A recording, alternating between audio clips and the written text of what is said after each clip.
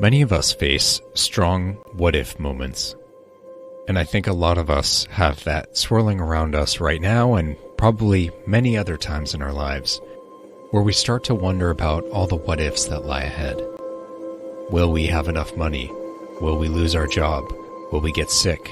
Will people we care about get sick or something happen to them? What if, what if, what if? And we don't know the answer to any of these questions, yet we seem to think we do, and we think that answer is negative. We're not actually asking, will I have enough money? Will I lose my job? We're really asking when we won't have enough money, when we will lose our job. We almost think that bad thing is just going to come to pass. The truth is, actually, we don't know. We don't know what's going to happen. We don't know what isn't going to happen. Yet what we do know is that we often sit in this present moment thinking about all these potentialities. Actually, they're possibilities, not potentialities. Potentialities are things that will come to pass. Possibilities are things that might come to pass. There is a difference, and it matters.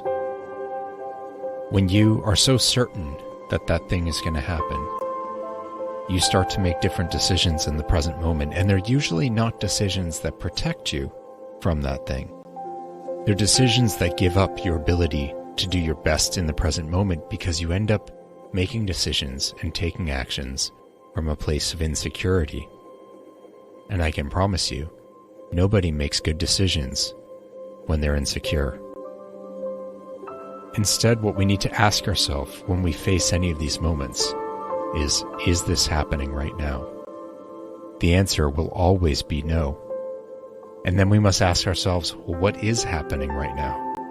What can I do about what is happening so that I make sure I get in the best position possible?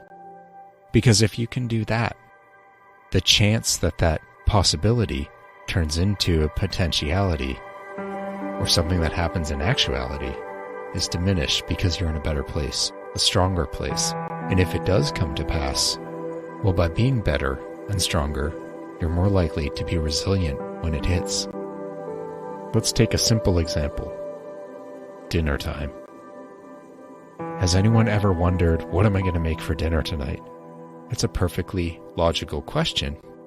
But have you sat there and said, what am I going to make for dinner 3 nights from now? And worried about it? No, because it's not happening. Now, maybe there are some situations where you might. Maybe you're putting together a grocery list or actually shopping for ingredients for the next few nights and you want to make sure you have what you need. But setting that aside, when you're going to cook dinner right now, you're not generally worrying about what you're going to make or not going to make or whether people will like it in several days.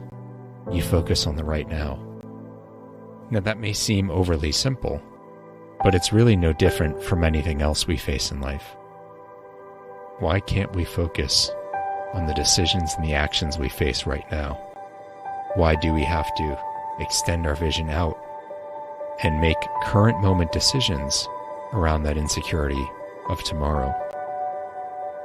It's normal, it's natural, it's also not serving us, and it doesn't have to be that way.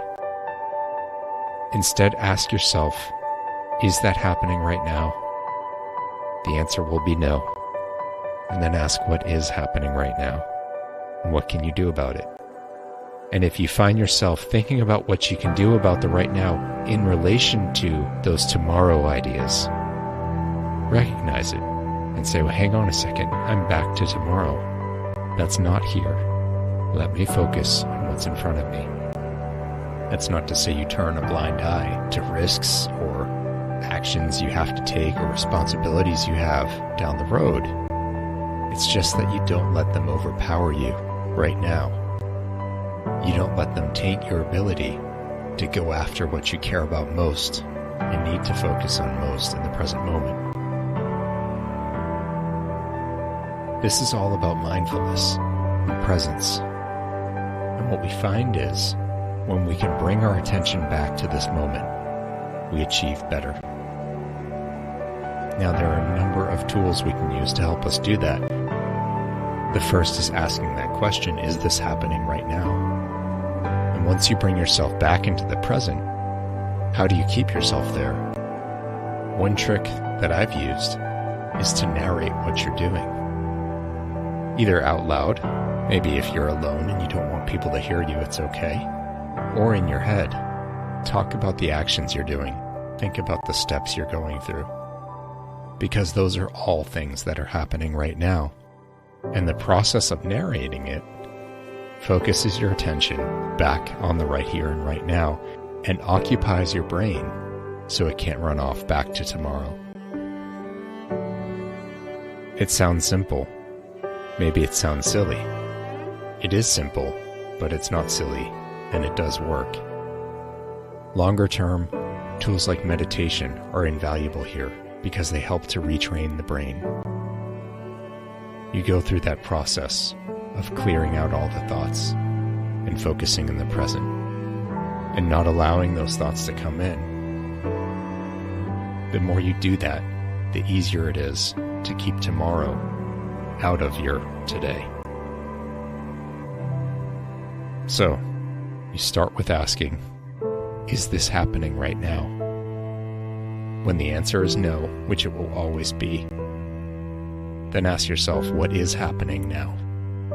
And as you engage in those things that are happening now, think about narrating it to yourself or out loud to help reinforce your presence in this moment. Long term, try meditation. There are a number of tools out there to help you get started with it. Don't judge yourself if it's easy or hard. Just engage in it and repeat. The repetition is what builds your meditation and mindfulness muscle. And you will find that tomorrow has less bearing on today. And the tomorrow you end up painting through your achievement in each of these today moments ends up being better than you ever thought it would be when you feared all of those possibilities.